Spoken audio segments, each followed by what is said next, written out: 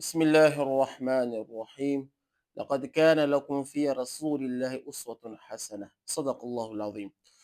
آج میں آپ کو حضرت محمد صلی اللہ علیہ وسلم کی اولاد کے بارے میں مختصر سے معلومات پیش کروں گا.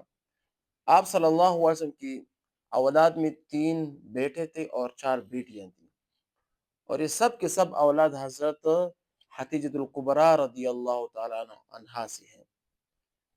3 بیٹوں میں کون سے ہیں؟ قاسم ابن محمد صلی اللہ علیہ وسلم، ابراہیم ابن محمد صلی اللہ علیہ وسلم، اور عبداللہ ابن محمد صلی اللہ علیہ وسلم. یہ تینوں کی تینوں بیٹے کیا بچپن میں ہی وفات پا گئے تھے، کوئی جوانی کی عمر تک نہیں پہنچ چکا تھا. یہ ہو گئے آپ صلی اللہ علیہ وسلم کے بیٹوں کی کیا کرتے ہیں معلومات.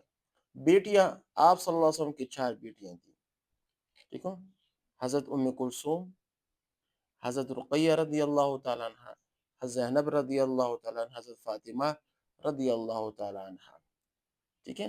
حضرت رقیہ اور حضرت ام کلثوم رضی اللہ تعالیٰ عنہ، یہ دونوں حضرت عثمان غنی رضی اللہ تعالیٰ عنہ کے ازواج تھیں. ٹھیک ہے نا. ان کی غالباً حضرت عثمان رضی اللہ کی ایک بیٹا تھا عبداللہ، بچپن ہی فوت ہو چکا تھا. اس کے علاوہ حضرت زینب رضی اللہ تعالیٰ عنہ، یہ بھی غالباً ایک صحابی کی بیوی تھی.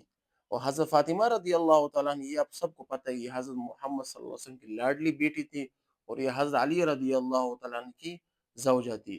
اور جتنے بھی سید خاندان ہیں، جس کو ہم سید خاندان کہتے ہیں، یہ ان کے اولاد سے اللہ پاک نے آگے چلایا. ان کو اللہ پاک نے حسن حسین جیسے بہترین اور خوبصورت بیٹے عطا فرما کر، جو حضور صلی اللہ علیہ وسلم کے اہل بیت جو ہم کہتے ہیں، جس کو ہم سید خاندان بھی کہتے ہیں، تمام کا تمام جو خاندان ہے حضرت فاطمہ رضی اللہ تعالیٰ عنہ کی اولاد میں سے ہیں. تو مختصراً کیا آپ صلی اللہ علیہ وسلم کتنے بیٹے؟ 3 بیٹے تھے، 4 بیٹیاں. بیٹوں کے نام حضرت قاسم رضی اللہ تعالیٰ عنہ، حضرت عبداللہ رضی اللہ تعالیٰ عنہ، حضرت ابراہیم رضی اللہ تعالیٰ عنہ. بیٹے کے نام حضرت ام کلثوم رضی اللہ تعالیٰ عنہ، حضرت زینب رضی اللہ تعالیٰ عنہ، حضرت رقیہ رضی اللہ تعالیٰ عنہ، حضرت فاطمہ رضی اللہ تعالیٰ عنہ. ٹھیک ہے.